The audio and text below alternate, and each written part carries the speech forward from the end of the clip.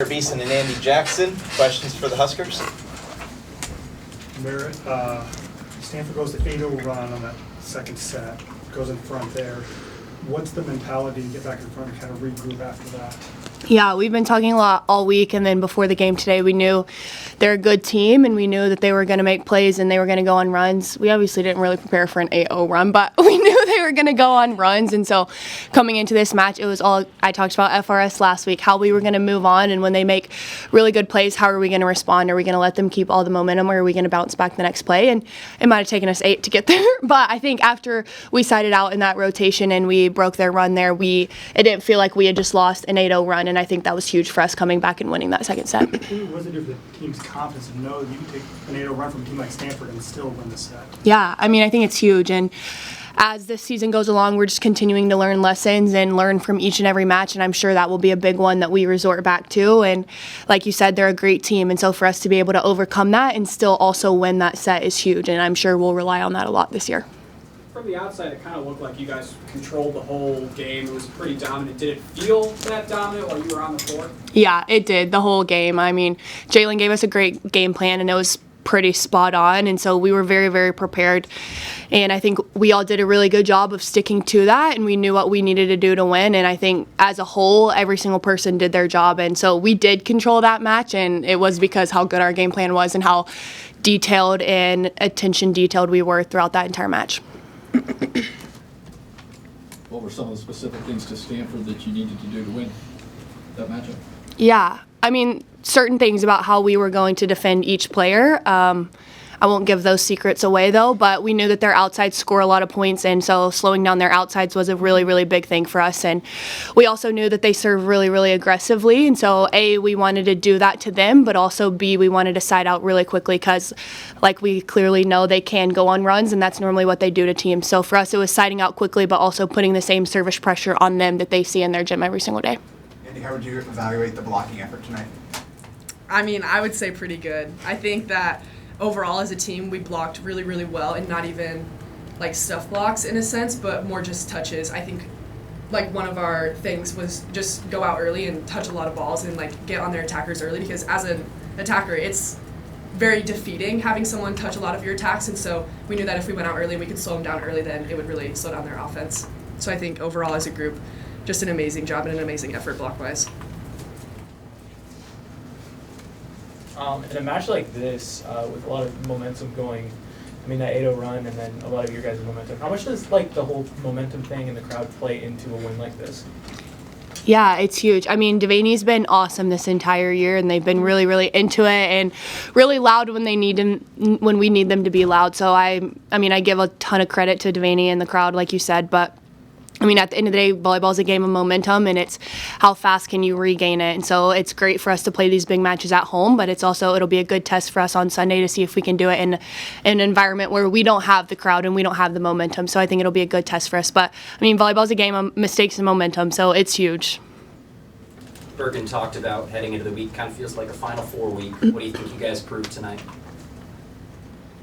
I mean, that we're a Final Four team. I think, like we said, that we're just learning each and every match, and I think for us it was like we can go out there, we can stick to a game plan, and we can execute. And so for us, I mean, I'm sure this will be a huge confidence boost, but I mean, we have another Final Four match on Sunday, so we also can't get cocky and let it get to our head and think we're just going to walk into Louisville and roll them. So it'll be back to work tomorrow and figure out what we have to do to beat Louisville.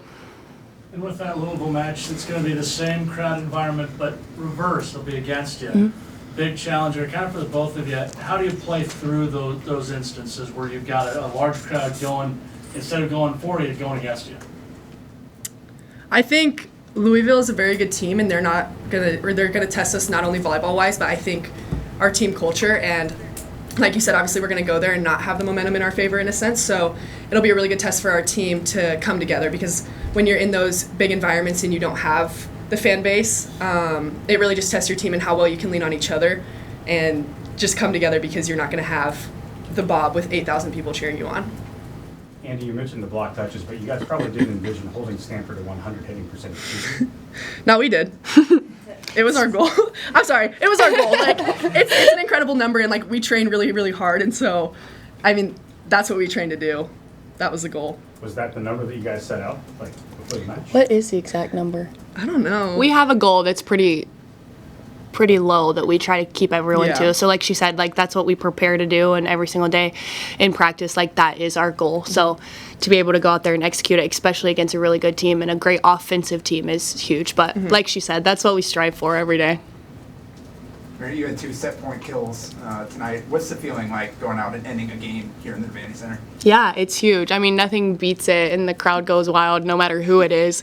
And so it's awesome. But I think what's making this team so special is every single attacker, and I'd throw Bergen in there as well, can do that on set point. And I think that's what's making us such a good team and so hard to defend is each and every night, like all of the kills are within 1 or 2. And it's not one person having 27 kills a night and you have to stop them to win. I think that's what's making this team so special is we're so balanced, and Bergen's doing a really good job spreading it out. And that also has to give a lot of credit to the passers, because if we don't pass, it's a lot of an outside game. So I think as a unit, we're passing well, Bergen's distributing the offense, and attackers are doing what they're supposed to do. So it is making us very hard to defend. But like I said, any of us could do that, and it's a great feeling for sure.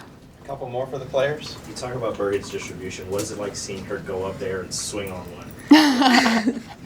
It's so fun. I mean, we get to see her hit a lot. You guys don't, but we get to see her hit almost every single day. So I'm sure it's a little more exciting for you guys. But like I said, I would throw her in the mix of attackers. So, I mean, she can do that just as well as most of us. So She's good.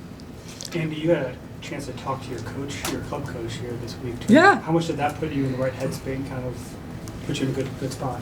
So Trisha Kroll, she's here. She was my club director in Colorado, and she actually surprised me at Huddle last night, so we went and did an interview together, and I think it was super helpful. We went to breakfast this morning. I just got a life debrief with her, and I think just all the wisdom that she has to offer is huge, and she's a huge reason for the mental toughness that I have, and she's helped me a lot with not only the volleyball side of things, but with my mental side of things, like from a volleyball perspective, because I would argue that like volleyball is 80% mental, and so I just have to give all the credit to her, because without her, I wouldn't be the player that I am or the person that I am. And so getting to talk to her this morning, it was just so relieving. It makes you feel so free and confident. She just has so much wisdom, so I would say she played a huge role in it. All right, thank you, everyone. thank you.